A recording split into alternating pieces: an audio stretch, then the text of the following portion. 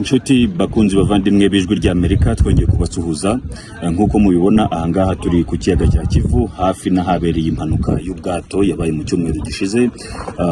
Muri aya masaha kuri iki cyumweru inzego za leta zishinzwe ubutabazi zirimo ziyobowe n'umuyobozi w'umujyi wa Goma ndetse na guverineri wungirije w'intara Kivu ya ruguru, komiseri Kamand Kapend n'abandi bose batandukanye abayobozi barahangaha mu rwego rwo kugerageza gushakisha imibiri yaba ikiri muri iki kiyaga cya Kivu. Nkuko mubibona iruhande aba nabagize serivisi za leta zishinzwe ubutabazi bayobowe na guverineri wungirije w'intara, ndetse hirya hariya naho hari abaturage babuze ababo muri iyi mpanuka, bose baje ahangaha kureba nimba hari ikiri bubashe gukorwa cyangwa se nimba imibiri y'ababiri buze kuboneka.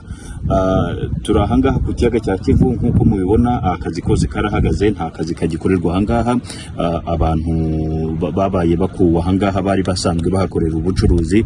Aha hose ni ahantu bashyiraga ibicuruzwa bitandukanye, abenshi bacuruza ikitwa isambaza n'amasamaki, abandi bacuruzaga imyenda hari iruhande, ariko ubu ngubu ahangaha nta kazi kari gukorwa kuko serivisi za leta zikomeje gushakisha imibiri y'abaguye muri iyi mpanuka y'ubu bwato kugira ngo barebe ko hari igishobora kuboneka. Twibutse ko kugeza ubu imibiri 35 ari imaze kuboneka, abantu 58 akaba ari bo babonetse ari bazima. Ubu ngubu bagikurikiranwa ku bigo nderabuzima bitandukanye byo mu mujyi wa Goma, ndetse n'abandi nabo bakaba barabashije kugira agahenge bagasubizwa mu mazu yabo.